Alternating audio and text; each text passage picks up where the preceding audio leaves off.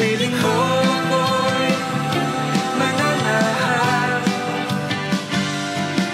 pagkat ikaw lamang aking kalakasan. Sa piling mo tagumpay ko'y naranasan.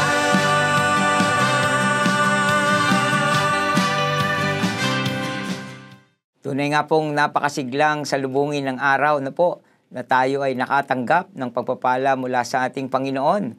At ito nga po ang hangarin ng programang ito, ang araw-araw na pagpapala upang tayo makatanggap ng kapahayagan mula po sa ating Panginoon, mula sa pagpapala ng kanyang salita sa Biblia. Kaya ngayon, samahan niyo nga po ako at tayo po'y mag-aral.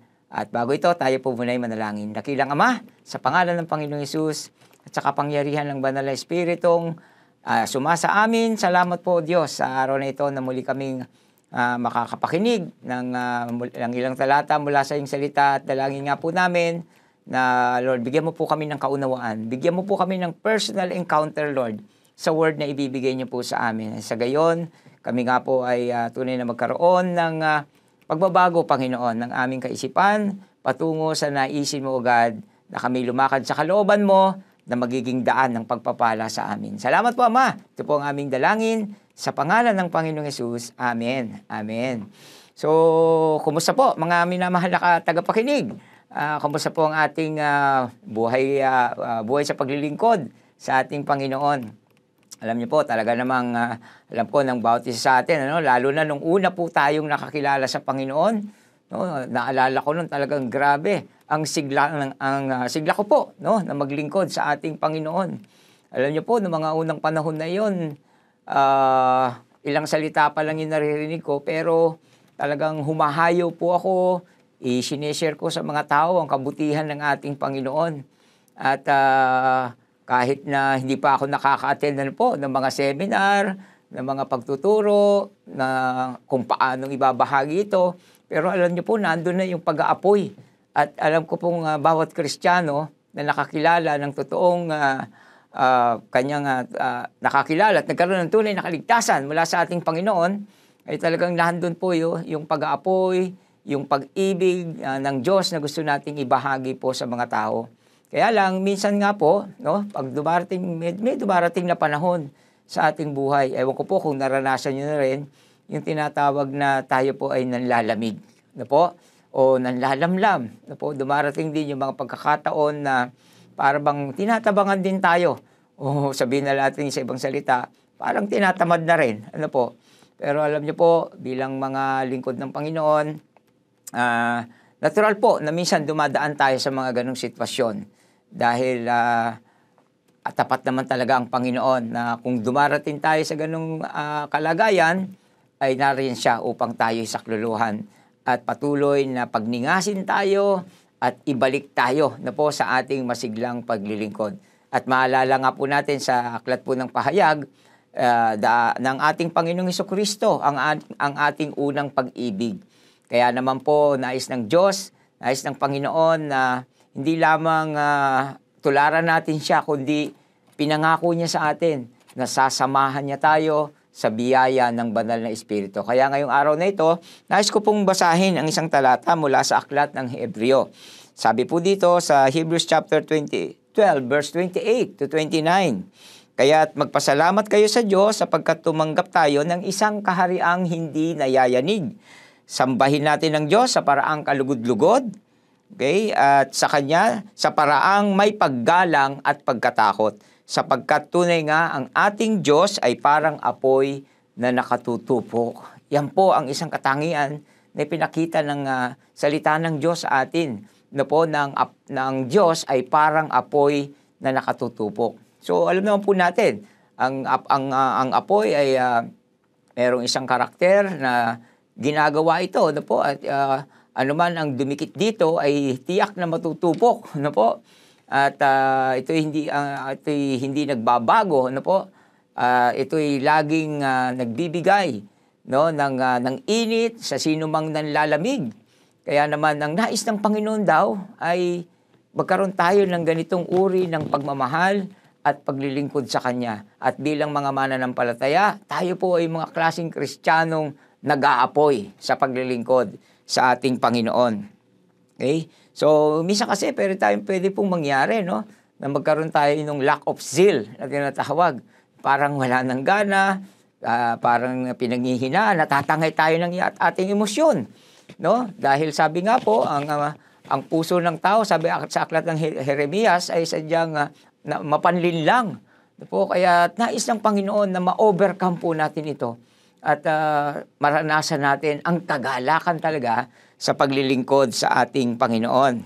Kaya nga, ito nga po yung, ito po yung pumuputol, no, doon sa pattern na tinatawag na backsliding. Ewan ko po kung naranasan nyo yun, pero nais ng Panginoon, never backward ang ating paglakad bilang Kristiyano, laging onward. Tama po ba? Yun po ang nais ng Panginoon. At kaya, nais ng Diyos na tayo ay maglingkod na nag-aapoy. Kasi pag ang apoy ay nawala, ano pong matitira? Yung abo, ano po? Yung ashes. At ano ba sumisimbolo sa abo? Ito yung mga nakaraan na lang na bagay ng ating buhay. Yung mga nagawa natin noon, yung mga tagumpay natin na naranasan noon, alam ng Diyos na po na marami tayong nagawa sa nakaraan, pero ang buhay po ay kinakailangan nagpapatuloy dahil ang ating Diyos ay isinasama po tayo sa parada ng tagumpay. 5 bagay lamang po yung gusto kong ibahagi rin na po. Ang nais ng Diyos ay hindi mawala, no, yung apoy na ito. Kaya nga, ano nga ba yung pumapatay sa apoy na yon sa ating paglilingkod sa Panginoon?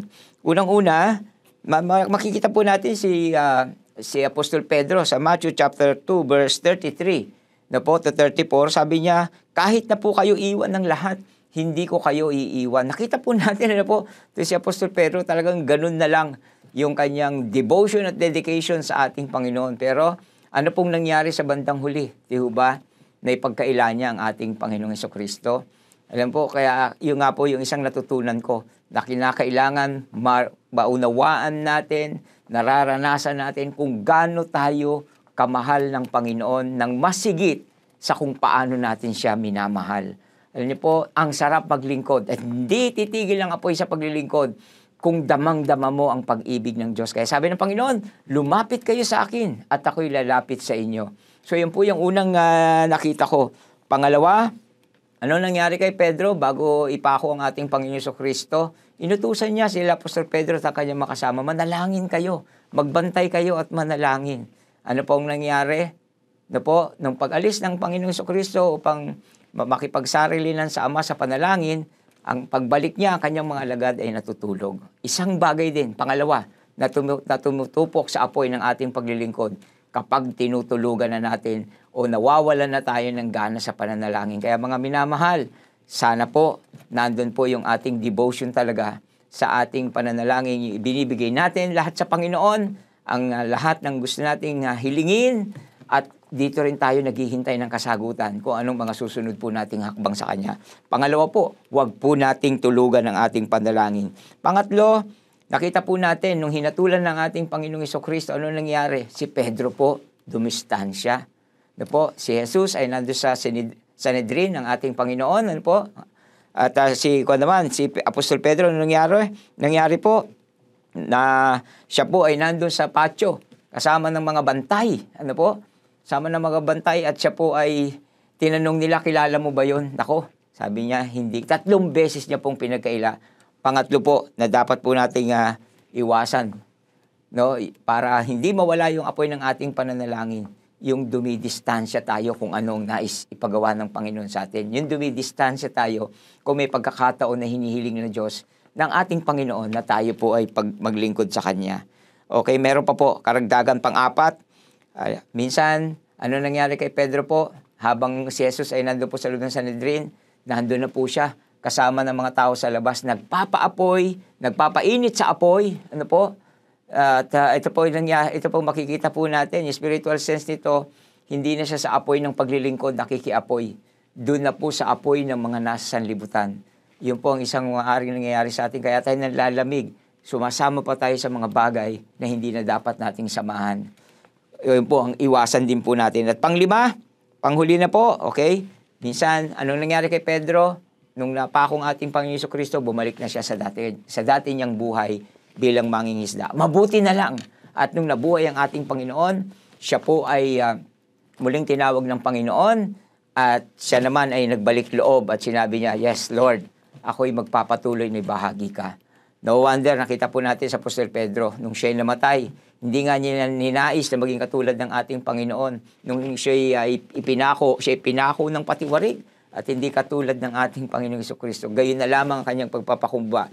Naranasan ng kapatid po natin ito, ng apostol na ito, ang tunay na pag-ibig ng Diyos sa kanyang buhay at kung ano ang nagawa ng apoy na ito sa kanya upang manatiling matatag sa pagkakatawag at maging tunay na mananampalataya na nag-lead ng maraming tao sa paglilingkod na nag-aapoy sa ating Panginoon. Kaya yan po yung nais ng Panginoon sa ating ngayong araw na ito. Kung nais niyo po, na mag-apoy sa pananampalataya at sa paglilingkod sa Panginoon, gustong-gusto ng Diyos yan na ibigay sa atin. Kaya kung handa na po kayo, tayo po'y manalangin. Dakilang Diyos, salamat po sa araw na ito na kami po ay nais mo, Panginoon, na masiglang-masigla dahil damang-dama naman namin ang iyong pag-ibig, Panginoon.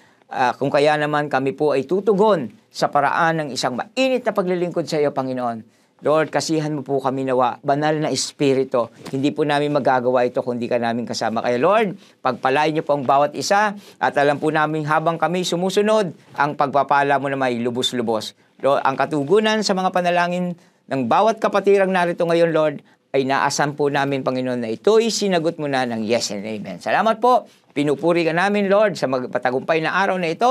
Sa pangalan ng Panginoong Hesus, ito po ang aming panalangin. At ang lahat na nag-aapoy na lingkod ng Diyos, magsabi po ng Amen. God bless po and Shalom.